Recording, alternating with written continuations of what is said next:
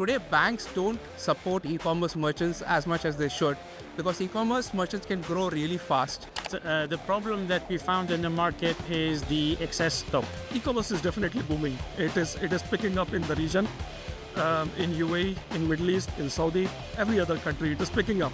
I think it will hit that $25 billion mark in the next 5 years. So we've delivered as a region on our promises for the e-commerce community. You will know what you require in terms of paperwork, what you require in terms of regulations into this particular country to import a specific thing. Welcome to Seamless Dubai 2024. Let's discover all of the latest e-commerce and digital marketing companies that are helping and supporting all sellers, e-commerce sellers in the region. Let's go. What problem and pain point have you identified specifically in the e-commerce market? So I think some of the sellers who are selling on different online channels, they face problems with the inventory operations because they are not able to split the inventory on different channels. So a lot of times they basically oversell or undersell, which becomes a problem for them because they are not able to manage the inventory operations.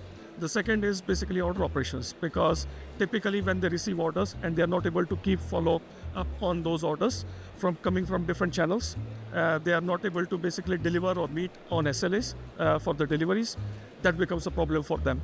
The third problem could be for the cataloging because if you are managing your complete catalog pricing information, you have to log into various different channels and then you have to maintain it. So what typically happens is this adds up a lot of efforts, time, cost for these sellers. This could be a small seller, it could be a big, mid-size or big brand as well, but they face all of these challenges because if you go on to multiple channels, that many times you have to repeat those activities. I think this is one thing that I have seen. And then of course, with respect to inventory and order operations, if they are not integrated with their back-end operations, logistics side, that becomes again another problem for them. One of the major problems that e-commerce merchants face is the access to finance or the access to capital to help them grow. Now, today banks don't support e-commerce merchants as much as they should because e-commerce merchants can grow really fast. But the lack of data for the banks to analyze and the lack of audited reports and the lack of financial discipline that they see in SMEs is what prevents banks to actually go towards them. Now, what we have identified as a solution for these merchants is checking the data of the merchants on their e-commerce platforms. So at the point of sale, we are able to analyze what is the seasonality a merchant faces. So how good the merchant sales is at peak, like for example during Ramadan or a Black Friday, and what times do they fall, like maybe post Black Friday during the Jan month and December months when people are outside the country. So there is a dip in sales. So now what we have built as a solution is a facility that grows with the way the merchant grows and also will fall so that we don't get too risky in terms of exposure. So, and at this same time, we have now integrated OpenAI solutions, which allows us to give machine learning recommendations on their business. So for example, if a merchant is performing well, when we have certain parameters, we'll try to identify the parameter in which they are lacking behind. And with a connection to OpenAI, we give them a contextual solution, a recommendation that says what parameter you should improve. So that helps the merchant not just view us as a financier, but actually as a partner for them to grow on this journey.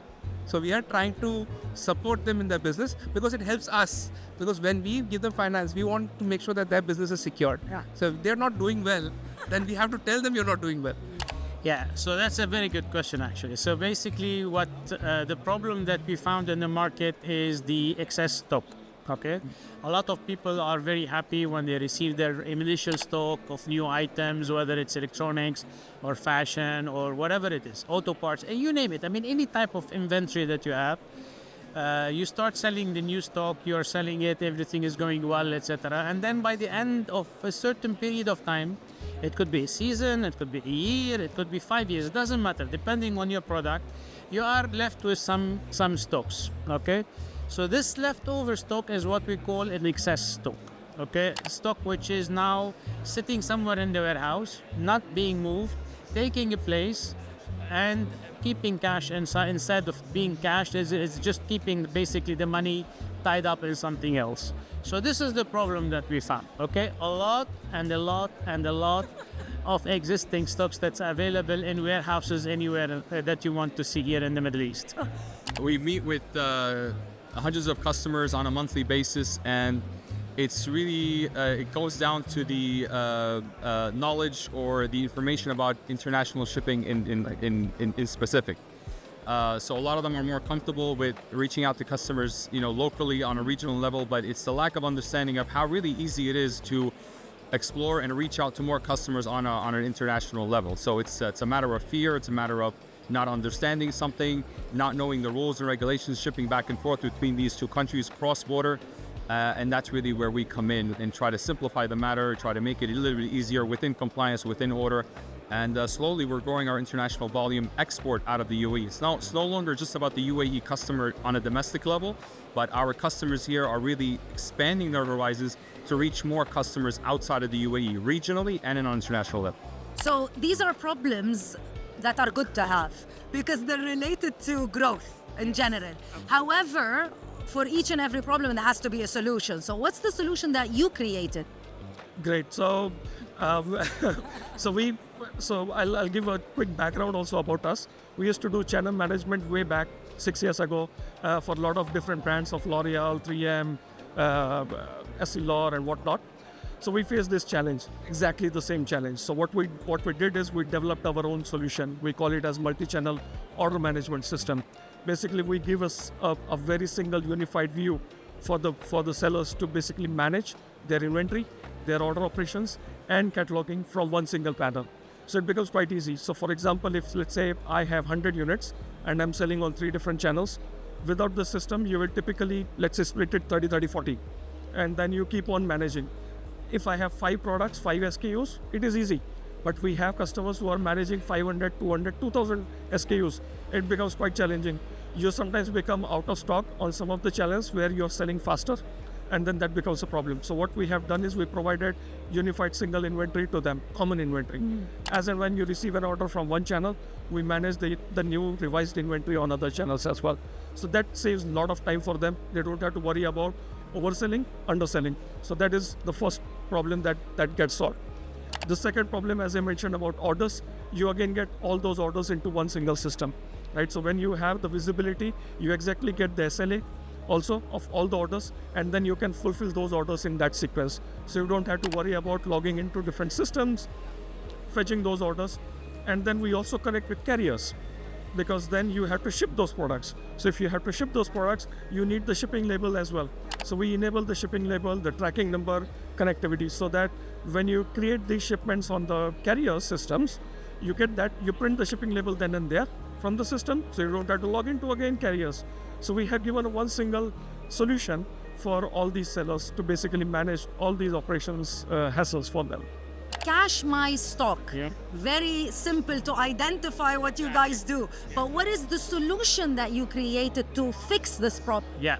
So basically, the reason why a lot of the stock remains in the warehouses, okay, is that the sellers, the people who are doing the sales, are concentrating on seller the next big thing. Yeah. Okay. So if you are selling autumn season 2024, now you want to sell the summer season 2024, you don't have to worry about those. Every retailer or every seller, depending where they are, they have a certain way of doing things. They do discount, they do this, but at the end of the day, there's some piece which is remaining. So what we do is we concentrate on this. So we have professionals who are for example, we have professionals in retail, fashion, we have professionals in electronics that they target specific product. They take these products and they go and sell it in anywhere where we think there is demand. It could be selling it into what we call outlet stores. It could be reselling it into countries where this product is in demand. We have the joint venture in Nigeria, in Kenya, in other places. We have people who are in Iraq. We have people in different other places in the Middle East who are targeting selling this stock. So this is one thing. One, we concentrate on this stock. The second, we created a platform where everything is done electronically, and this is the scalability of the thing. So we are not now dependent on 5 or 6 or 10 or 100 salesmen or saleswomen. What we are doing is we are basically creating an online e-commerce in order to do all of that electronically with ease, with everybody. Everybody can do that. So you could be a small businessman in Jordan or in Africa, and you say that I would like to buy some off-season stocks and I know how to sell it here in my country. You can log in into our website, you can register as a seller or a buyer in this case, and then you can start ordering stocks, and then everything else is taken care of in the website itself. For example, you will know what you require in terms of paperwork, what you require in terms of regulations into this particular country to import a specific thing. All of that is taken care of. You download it from the website, and then you can do your shipment without any problems. It goes back to the basics of selling. Every account has a assigned account manager that deals with them on a daily basis, helps them with their challenges. It's not just about selling IQ fulfillment. It's actually managing the relationship moving forward.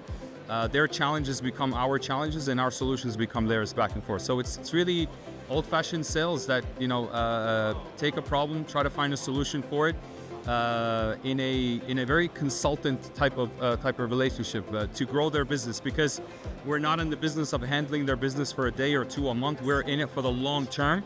So my success is really largely built around them surviving, them growing, and then expanding their orders as well. So. Pak, I know you're very much working very closely with e-commerce sellers and a lot of other retailers as well. However, how do you see when it comes to e-commerce, because we focus a lot on e-commerce and Amazon, but how do you see the future of e-commerce and marketplace sellers in the next 5 years, specifically in the Middle East? So the thing about Middle East as compared to the other markets in the world, the e-commerce boom has happened after 2015. So that has been a delayed boom in the region. But that's also a good opportunity, because there is still a growth rate of almost 20 to 25% year on year that merchants can achieve in the GCC. We are actually seeing that over the last 3 years, and we expect that to continue in the next 3 to 4 years. So the whole size of the market in the UAE alone is expected to reach $30 billion plus. They're still at around 10 to 15 billion at a wide range between what people say, and this can therefore double in the next 3 to 4 years. So there is a huge market opportunity that merchants can capitalize if they enter today, and that's what they should try to aim for. So how do you see the market expanding, specifically the e-commerce market, and here in the UAE where we are, but also in the rest of the Middle East in the next 5 years? Because there's a lot of people that are still on the sideline. They don't really know whether or not they should get started here in this space. What do you think? E-commerce is definitely booming. It is picking up in the region, in UAE, in Middle East, in Saudi, every other country. It is picking up. There's a different pace, of course, for every country. Depends on the infrastructure also, because e-commerce also needs infrastructure. So if I have to commit one-day delivery, I need that type of infrastructure, right? So it also depends on the infrastructure, how every country is supporting. There's huge expansion happening in UAE. We have customers in different Emirates, for example, who have expanded, who have grown in the last 2 years while working with us. They have grown from maybe 100 orders per day to 300 orders per day, which they are able to support. We are seeing also expansion happening in Saudi with their 2030 vision. I think it's a massive opportunity as well. And what also this opportunity brings is cross-border, because you will keep shipping your products from one country to other country, and we also support that. So we have foreseen that these type of challenges will come in for our customers, be it 3PL or brands or retailers, and we have enabled them. So if today they are doing it domestically or locally in one country, but then tomorrow if they start shipping into other countries, we can enable them through a solution where they will have a full visibility of what is happening with their orders going into any region or any country. So yeah, I mean, in short, e-commerce is definitely coming up. It is picking up in the region, and I see that it will change. It will change gradually. So there will be a lot of innovation that will come. There is social commerce that is coming up, TikTok, which we are also integrated with. A lot of such solutions will come in, and then we always have to keep making sure that we are evolving with this space. And we as a company, we always want to continue evolving, and we don't want to stop at any certain time. And we will definitely make sure that we are thinking through in terms of what is coming in the future, what challenges our customers will face, because we work very, very closely with them. We partner with them in terms of their scale. And I believe there is definitely an opportunity, inshallah, for all of us. So, with every industry, any industry, regardless, whether you are in the aviation industry, you're putting men on the moon, doesn't matter. Any industry has a certain residual problems, okay? So, and if you know how to deal with them, they are not a problem. This is the issue. If you know what you are expecting, if you manage your expectation, okay, then it's not a problem. The problem comes when you are surprised with this, okay? So you should not be surprised. Any trade will have a residual value or residual residual leftovers, okay? So I have a remaining stock, whatever it is. As long as you have a way to deal with it, then it's not an issue, okay? So what we are presenting is a solution for anybody, regardless of the industry, of how to deal with it, okay? And why are we doing it through a website, through an e-commerce? Because obviously this is the future, okay? So it's not about face-to-face, or it's not about, meeting everybody. It's all about scalability, okay? So what we are doing right now, or what e-commerce is bringing ease of use. You can shop, you can buy in your own time, whether it's at midnight or whatever it is. And to be honest, everything around it, all the services around it, all logistics around it are becoming now extremely adopted to this environment. Today you can order online and you receive your order in 20 minutes. 20 minutes. There are websites who are giving you guarantees that you are going to receive your product in 20 minutes, okay? Or you receive them within the same day or within 24 hours, depending on the product what you're ordering, okay? So basically the advantages that people used to get from offline or brick and mortar retail are getting less and less, and these borders are starting to become vaguer and vaguer. That's why we believe that e-commerce is definitely the way to go in the future. A lot of statistics, a lot of numbers are out there.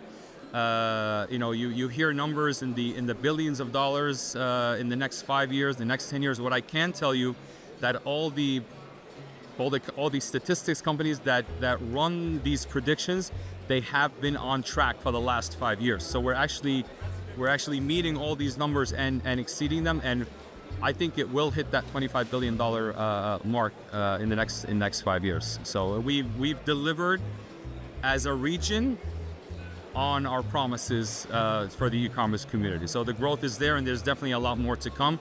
We see hundreds of customers that are eyeing Dubai, eyeing the UAE to have them here as a base, and it's just the infrastructure is here, the companies are here, the vendors are here, and that's where they like to set up. And it's easy.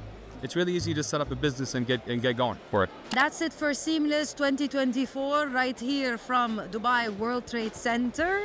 You can find all the information about our partners and the people that we interviewed in this video. Of course, always linked in the description box of this video. Make sure you subscribe, you like this video, and you leave me a comment and or question in the comment section below. See you later.